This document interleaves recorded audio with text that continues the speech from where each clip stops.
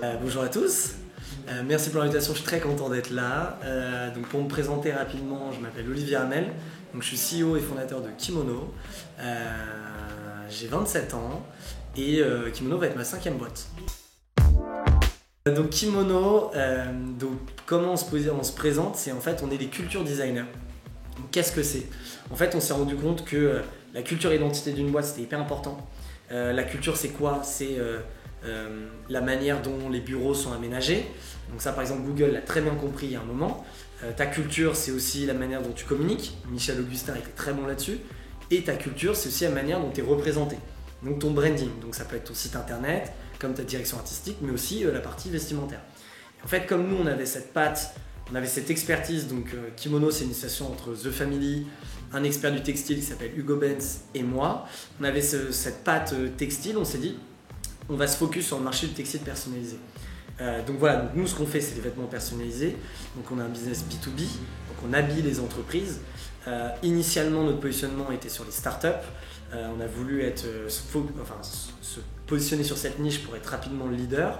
Aujourd'hui Kimono, là maintenant on va avoir 2 ans, donc aujourd'hui on dit qu'on habille les visionnaires, donc du coup on a beaucoup de startups en clients, mais on habille aussi beaucoup de grands groupes, beaucoup de restaurants, beaucoup de marchés étudiants aussi. Et aussi l'enjeu de pourquoi je parlais de culture, c'est qu'aussi aujourd'hui l'enjeu, c'est pas juste faire des vêtements. C'est qu'aujourd'hui on dit qu'on accompagne les boîtes dans leur culture, dans un premier temps on les habille, mais demain on fera leur bureau et on fera un tas de choses qu'on est déjà en train de lancer. Donc aujourd'hui, ouais, c'est ça. Voilà, Qu'est-ce que je peux dire d'autre? Non, Kimono aujourd'hui c'est une 30aine de personnes, c'est 1500 clients. Ouais, c'est 3 millions de chiffre d'affaires pour la 2e année, 1 million la première année et on vise 10 millions cette année qui est la 3e. Ok, alors mon parcours, donc moi je suis issu d'un lycée général terminal ES. Ensuite je suis entré en école de commerce qui s'appelle l'ESCE, donc c'est une école tournée sur l'international post-bac. Ensuite j'ai fait un master entrepreneuriat et diplômé en 2015. Et donc en fait ça peut s'apparenter à un parcours classique.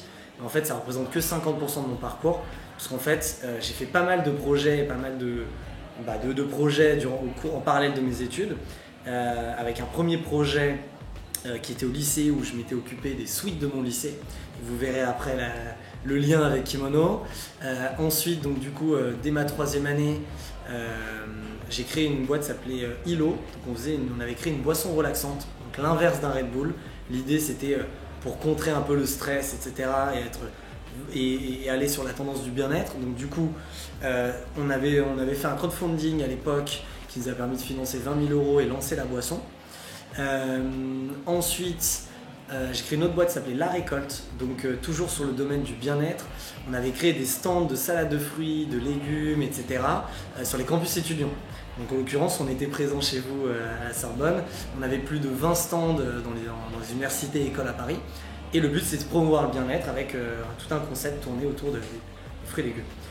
Donc ça, c'est la 2e. Ensuite, il y a eu une agence d'événementiel qui s'appelait WakaTP. On a organisé les premières breakfast parties à Paris. Donc qu'est-ce que c'est? En gros, c'est un concept où tu te réveilles tôt le matin, donc en l'occurrence c'est le mercredi. Et l'idée, c'était d'avoir une expérience sociale avant d'aller au bureau. Donc c'était de 5h30 à 9h30, 5h30, 6h30, 1 heure de yoga, donc on réveille le corps et l'esprit, et 6h30 à 9h30, la fête.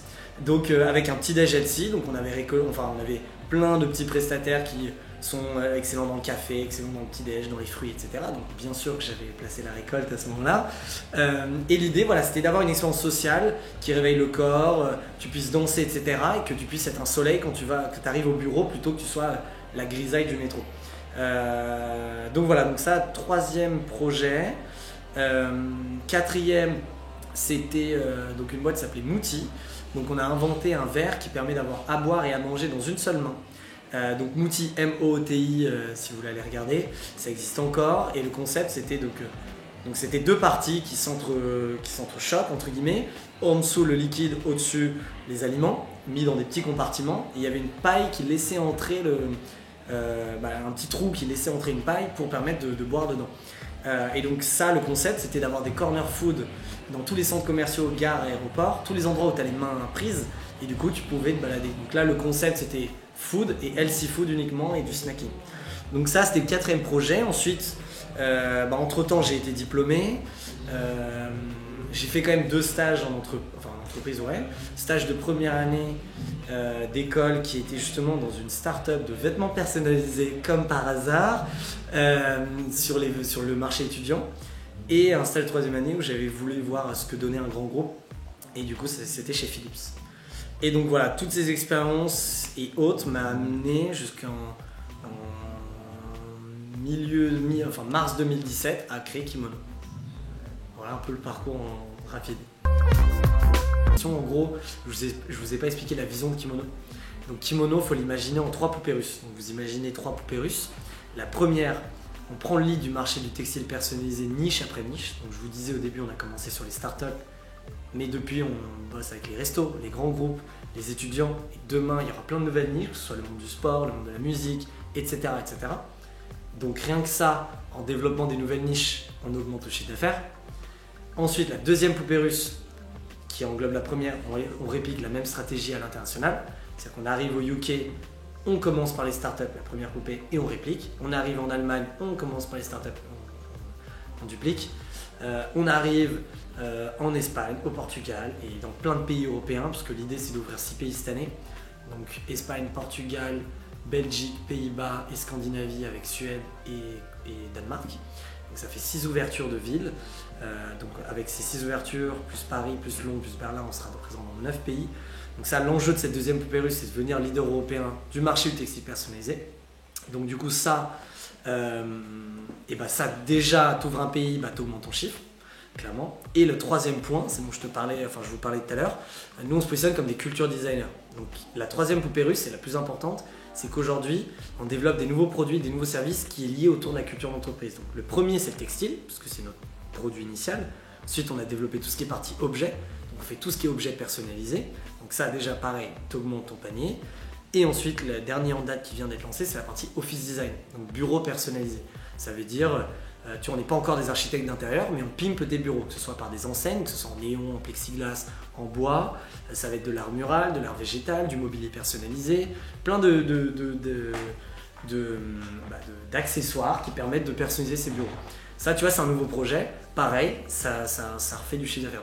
Tu allies toutes ces verticales qui se lancent, qui sont liées, déjà là, t'augmentes. Et donc, l'enjeu de faire 10 millions, c'est possible en étant bon partout, dans toutes ces zones. Et tu vois, là, on en parle maintenant, on va avoir 2 ans dans 1 mois. Peut-être que dans 1 an, il y aura beaucoup plus de verticales, beaucoup plus de stratégies de développement qui vont permettre de passer d'une boîte qui fait 10 millions à 50 millions. Et après, on va se dire comment passer de 50 à 100. Et après, c'est de se dire, dans ce qu'on a créé, startup, blabla, c'est aussi d'augmenter le CA là-dedans. Donc en fait, si tout augmente et en plus nous on se développe, tout augmente. Donc la stratégie là aujourd'hui pour faire ça va être ça. Expansion internationale et nouveaux produits. Nous, il y a 2 aspects hyper importants, c'est justement la dimension éthique et la dimension mode. Et la dimension éthique, nous ça a été dans l'ADN de Kimono dès le début. Donc tous les produits que tu vois là, et 90% des produits qu'on propose sont 100% coton bio. Parce qu'on a choisi un fournisseur qui est expert là-dedans, qui est le meilleur et qui propose que ces produits. Et du coup, on a décidé de partir. Donc il respecte l'éthique dans le produit, mais aussi l'éthique dans la chaîne de production. C'est-à-dire il ne fait pas bosser des enfants, les gens sont bien payés, respectent les conditions de travail, les conditions du droit de l'homme, etc. Donc ça c'est hyper important, donc tant dans l'éthique de production, l'éthique de la chaîne de production et dans le produit aussi.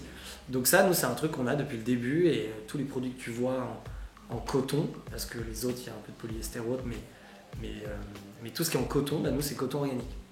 Et c'est le positionnement et voilà. Et sur la conception des produits, nous l'aspect c'est toujours d'avoir un côté un peu mode, un côté trendy, que tu te vois le porter même s'il était vierge, donc sans personnalisation. Tu te dises, ah ouais, rien comme ça je le mettrais, tu vois.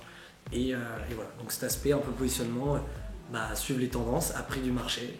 On n'est pas spécialement en luxe, voire pas du tout, on est prix du marché, mais avec des produits que tu es fier de porter et avec une dimension éthique. Du coup, coton bio, ça coûte un peu plus cher.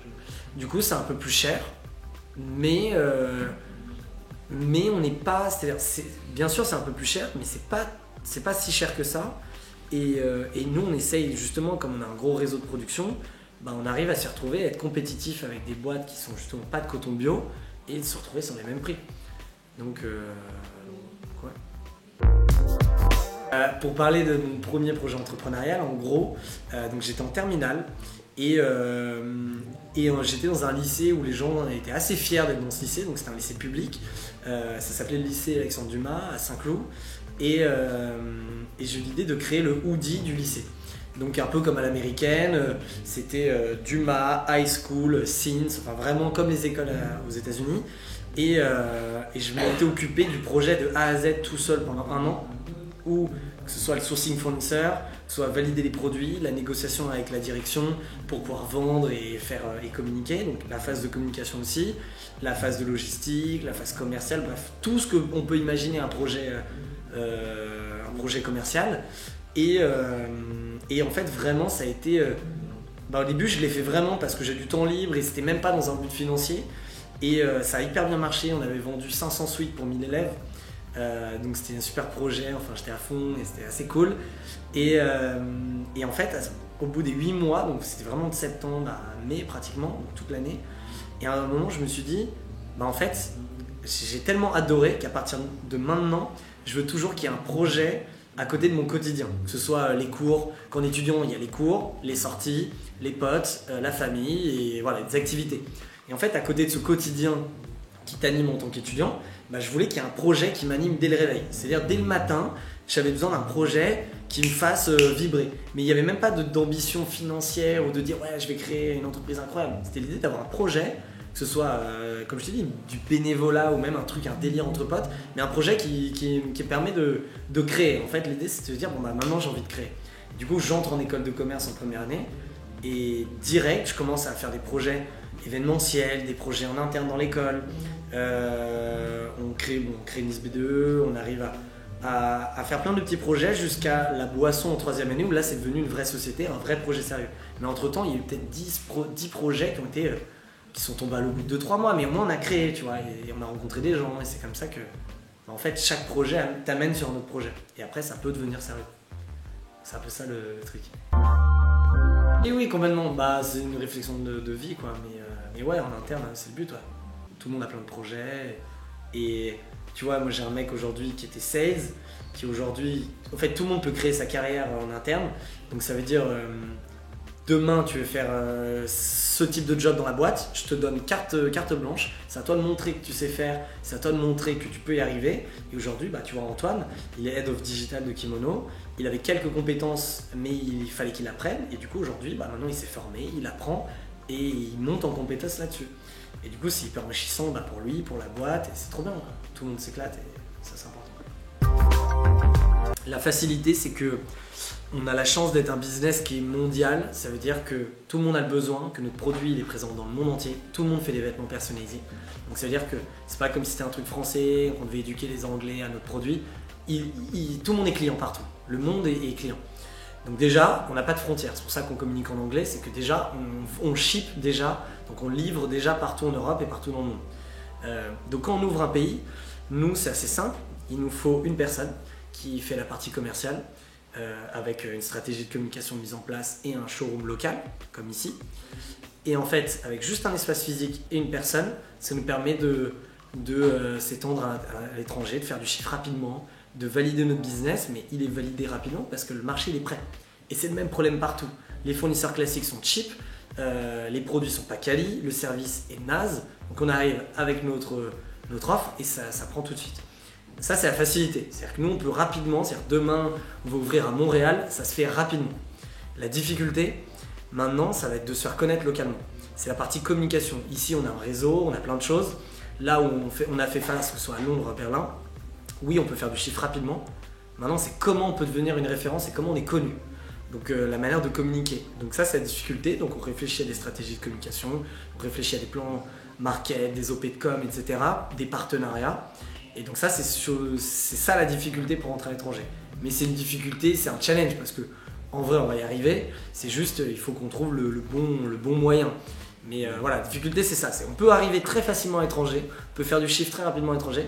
Maintenant c'est comment on passe les étapes d'après, donc il faut se faire connaître. Comment tu te fais connaître quand tu connais personne?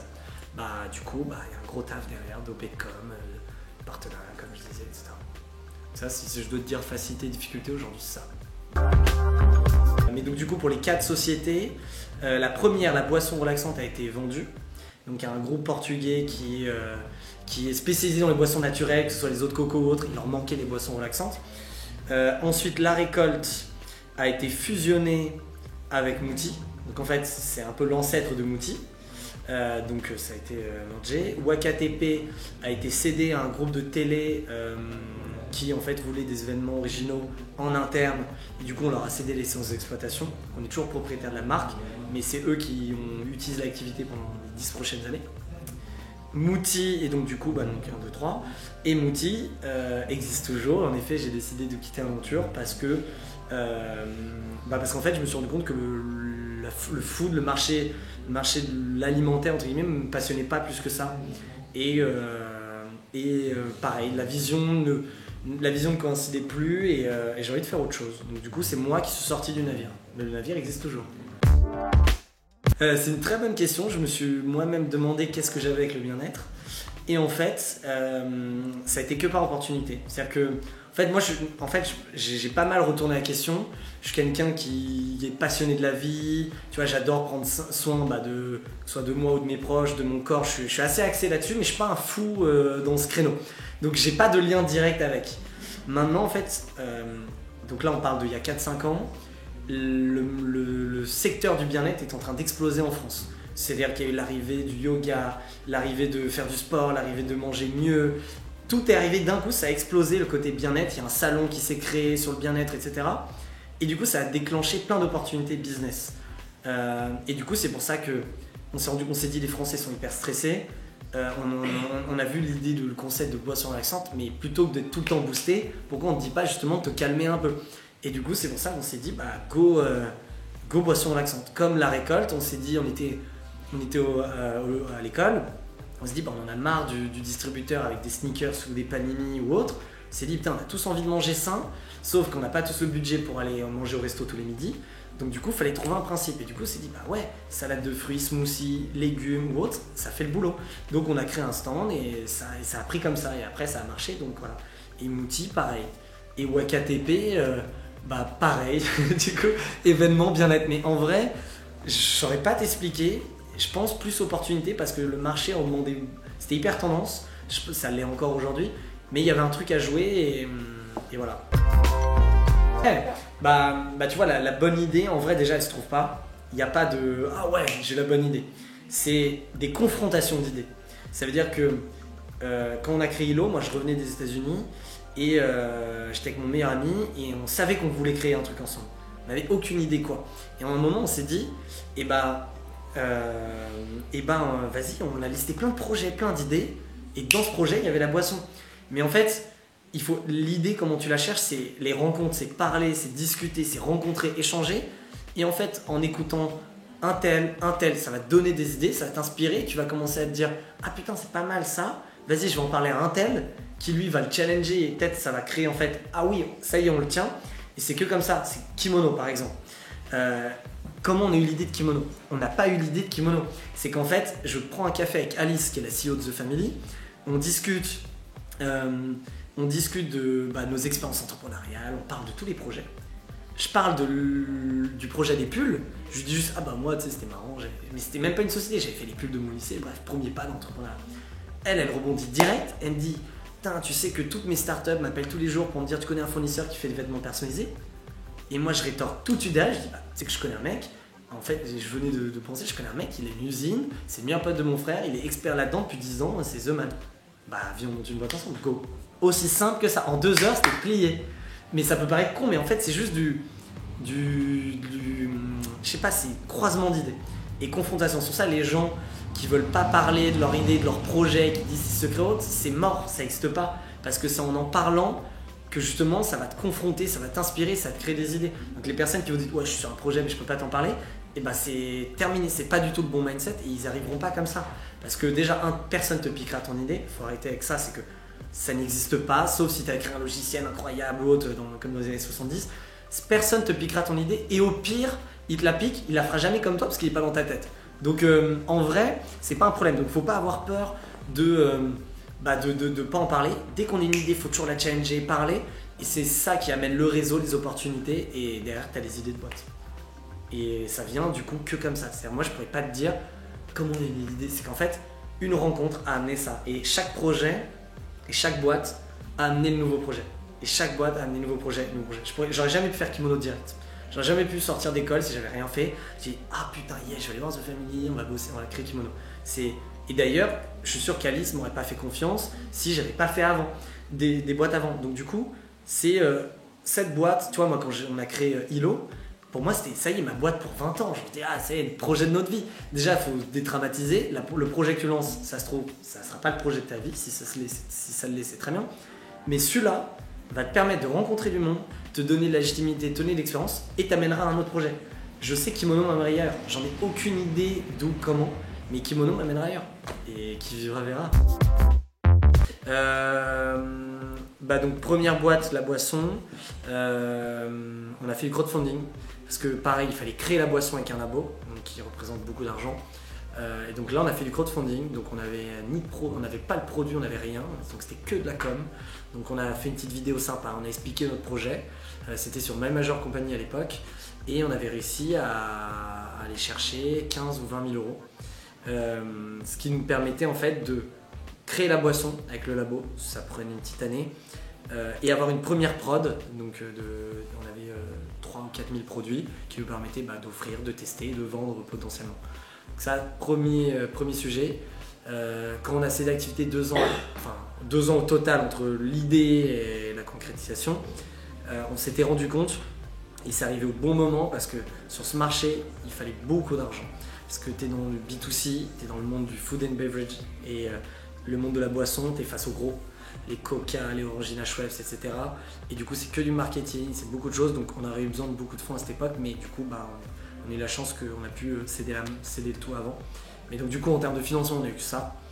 La récolte, autofinancement de nos propres bénéfices directs.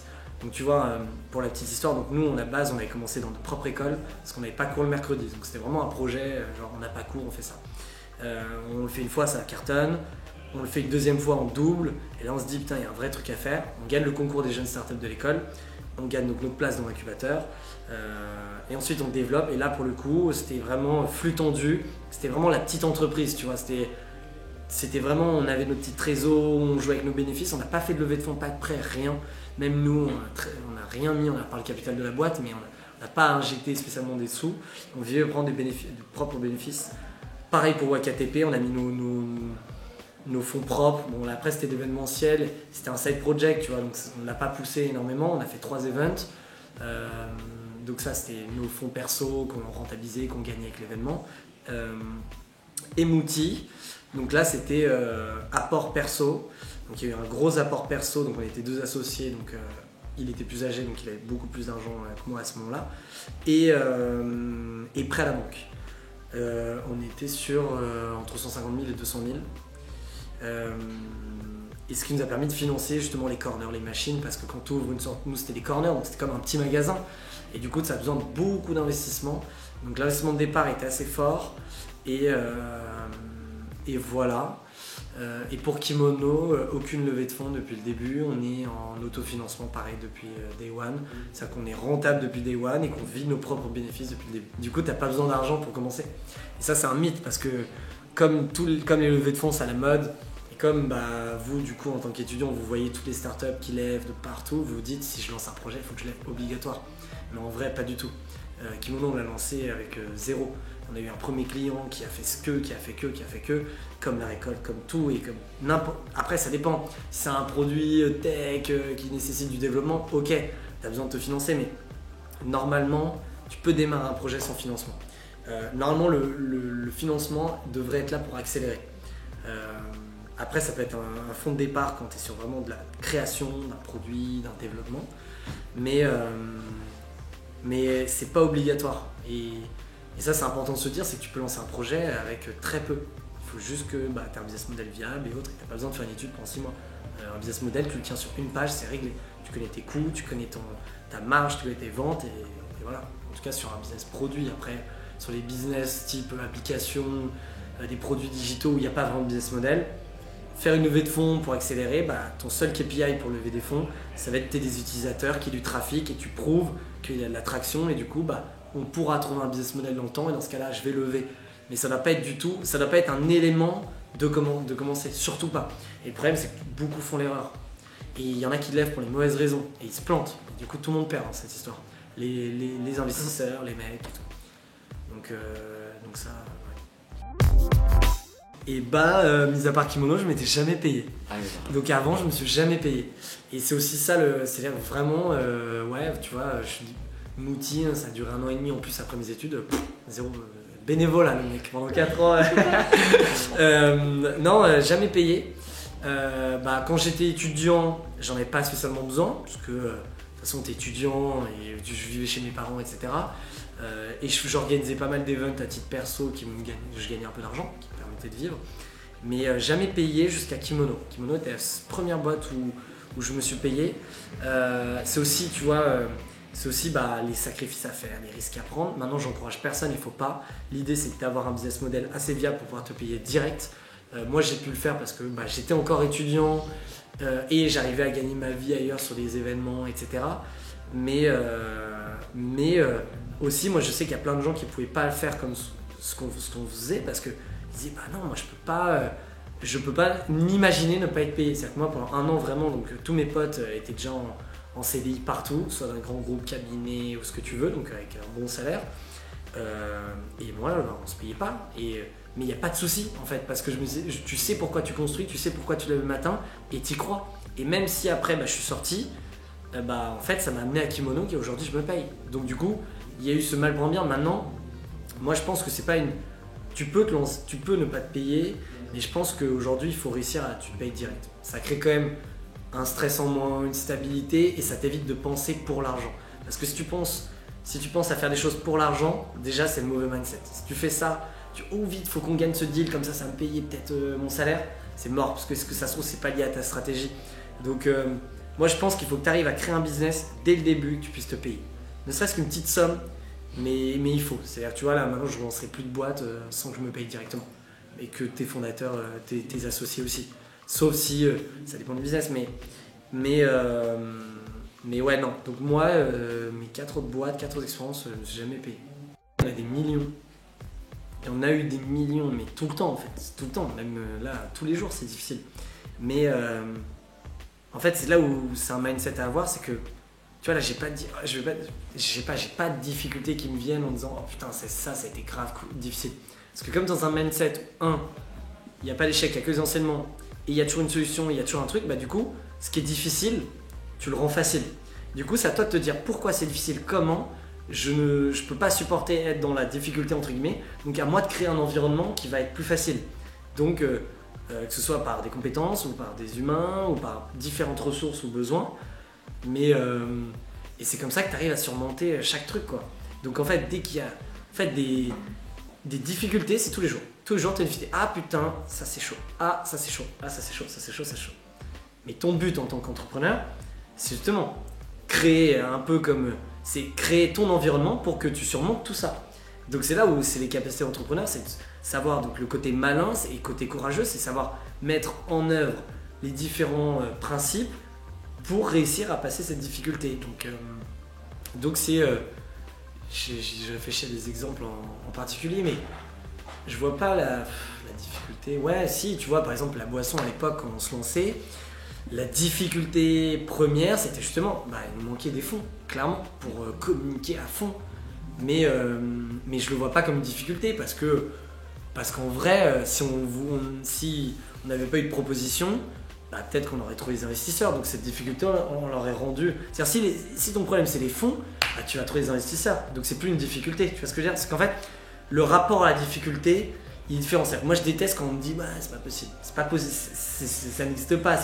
Tout est possible, il faut juste savoir le mettre en œuvre. Donc dès qu'il y a quelque chose qui est difficile ou un truc qui te met le bâton dans les roues, qui te bloque, etc., tu dois rapidement, ton mindset c'est d'acquiescer, de dire ok, en effet, voilà la situation.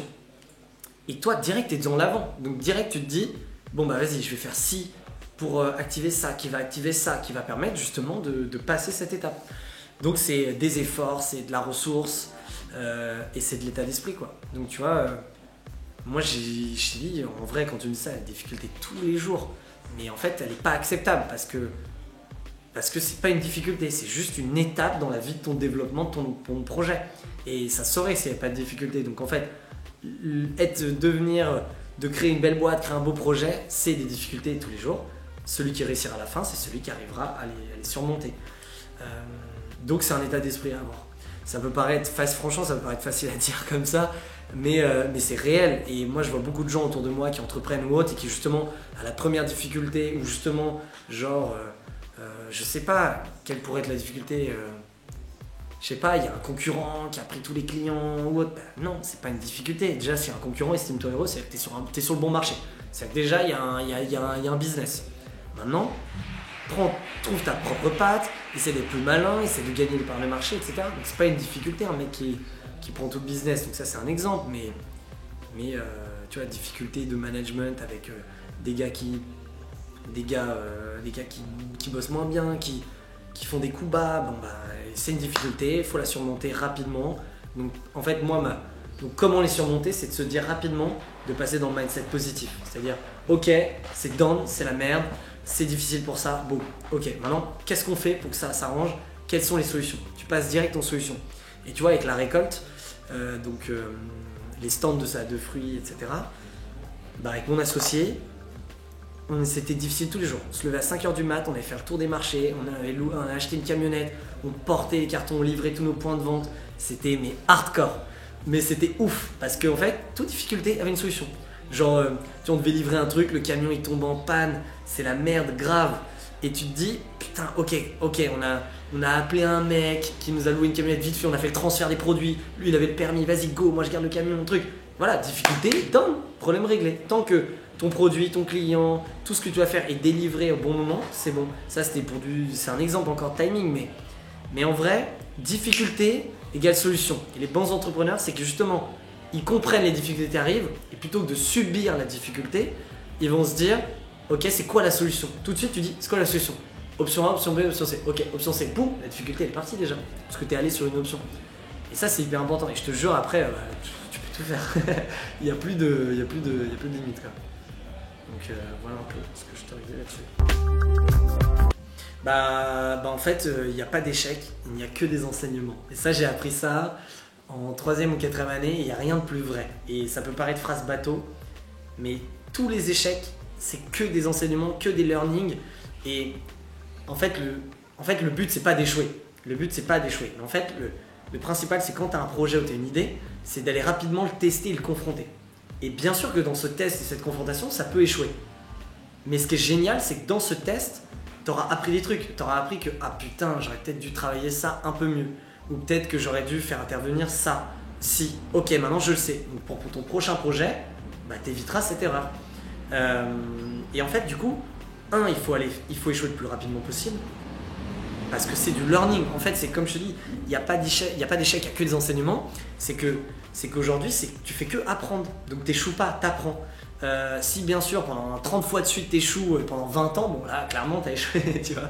Mais non, en fait, il faut y aller, tu fonces, t'as une idée, t'as un projet, tu le fais.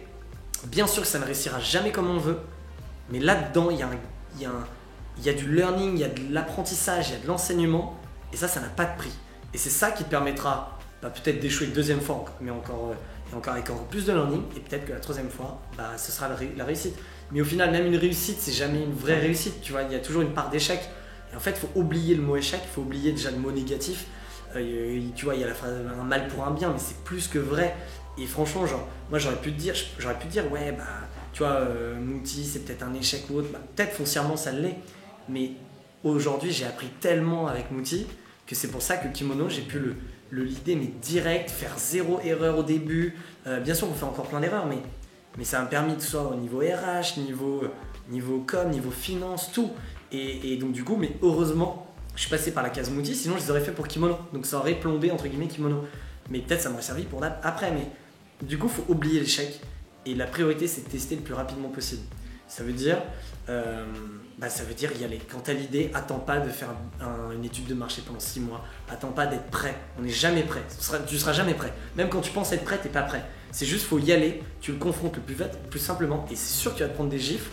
Mais c'est grâce à ça qui va permettre d'être plus fort, meilleur et de gagner du temps. Parce que plus tu échoues rapidement, plus tu réussiras le plus rapidement possible. Enfin, le plus vite possible. En gros, c'est ça. Mais ça change. En fait, il n'y a pas là, il n'y a pas de vraie règle. Ça veut dire, tu peux te lancer seul ou peux-tu te lancer à plusieurs. Le seul truc à savoir, c'est que on s'éclate toujours mieux à plusieurs. Parce que quand tu es dans l'échec ou tu es dans la réussite, s'il y a quelqu'un avec qui tu as envie de le partager, c'est tes cofondateurs. Parce qu'ils sont là pour ça. Mais tu peux le faire seul. Il y a des superbes réussites de gens qui ont réussi seuls. Comme il y a des super échecs. Mais comme il y a des gens qui ont réussi en équipe et d'autres qui ont échoué en équipe. En vrai, il n'y a pas de règle. Le seul truc à dire, c'est dans tous les cas, c'est mieux d'être plusieurs. Parce que tu peux échouer. C'est comme il n'y a pas de bon ou de mauvais cofondateurs. Ça dépend de plein de paramètres. Tu peux te lancer seul. Et moi, je connais plein de gens qui entreprennent seuls et qui sont hyper successful et qui réussissent. Donc en fait, moi en l'occurrence, tu vois, mon projet des pulls, j'étais tout seul. Et je l'ai fait pendant 2 ans. Ça, j'en ai pas parlé, mais ma terminale, je le fais. Ensuite, j'entre en école et j'ai continué à le refaire. Donc j'avais un contact encore sur place qui faisait le relais, mais globalement, ça tournait. Et j'ai fait vraiment 360, le 360 degrés d'un projet. Et j'étais seul, ça n'a pas posé de problème. Et le reste, j'étais en équipe, mais ça se trouve, j'aurais pu le faire seul, j'en sais rien, tu vois. Ça, c'est des opportunités, mais être seul, c'est pas un frein. C'est-à-dire, tu dois pas attendre d'être plusieurs pour lancer un projet et dire je trouve pas mon gars, mon cofondateur. Justement, teste-le le plus rapidement possible. Si tu le testes, peut-être que ça va amener quelqu'un qui va se dire putain, je remets ce que tu fais, je peux t'apporter ça. Ok, boum. Donc déjà, ça répond aux deux problèmes, se lancer rapidement et pas attendre que tu sois en équipe. Maintenant, si c'est toujours mieux d'avancer à plusieurs, l'idée c'est de confronter, de cibler les gens. Tu vois, moi, ils sont pas tombés par hasard. C'est que à chaque fois, je savais on avait une petite envie de gérer les projets, faire des projets ensemble. Où tu sais que cette personne, professionnellement parlant, tu peux bien t'entendre, ou tu peux bien, être complémentaire. Il y a des choses que tu sens. Et donc du coup, si c'est toi qui as eu l'idée ou qui a une bribe d'idée, tu viens le voir et tu lui challenges l'idée. Mais en vrai, il n'y a pas de règle. Si tu es seul et que tu as l'idée, fonce. Soit ça va t'amener des gars, soit tu réussiras seul. Ou tu échoueras, mais tu auras appris et après peut-être tu auras du monde. Il n'y a pas de règle. Et franchement, c'est tout sauf un frein. Moi j'ai beaucoup regardé, mais alors c'est plus trop d'actualité, mais les TEDx à l'époque. Je m'endormais tous les soirs avec un TEDx. Franchement, mes 3 premières années d'études, c'était 20 minutes, parfait, sur des thèmes hyper variés. Et je trouvais ça hyper inspirant. Parce qu'en fait, c'est assez technique. Mais si tu arrives à prendre, soit il y avait des trucs en management, je prenais des trucs un peu business, tu vois, j'avais pas dans les trucs scientifiques, mais tu prenais ça, ça rentrait en toi et plus un jour tu sors et en fait c'est grâce à ça. Donc ça, je me suis beaucoup inspiré. En termes de livres, à l'époque il y avait ce livre, mais pareil, il a été vu, revu, je sais même pas si c'est toujours d'actualité, mais c'était le Lean Startup je sais plus comment il s'appelle Lean Startup, il est hyper connu. C'est pour la gestion de projet, justement ça t'apprend à pivoter, ça t'apprend à tester rapidement. Non, en fait, par contre, pour le coup, je traînais sur tout ce qui se fait dans l'entrepreneuriat. Que ce soit les entrepreneurs qui marchent, les boîtes qui marchent, les conférences et tout. Et je faisais vraiment un tour, j'étais pas spécialisé sur un truc, je faisais un tour d'horizon et j'essayais d'un peu de m'inspirer un peu de tout. Je suis des entrepreneurs, je suivais des grandes réussites, je lisais beaucoup d'articles sur internet, que ce soit, tu vois, il y avait des mails, je sais même plus, franchement c'était, dans mes années d'études, j'ai mangé, mais aujourd'hui, c'est parce que c'était au tout début du digital, donc du coup, c'est plus du tout ça, tu vois, aujourd'hui, là, les étudiants, ils ont coup d'état, ils ont des OP comme vous, il y a trop de trucs, franchement, c'est ouf ce qui se passe.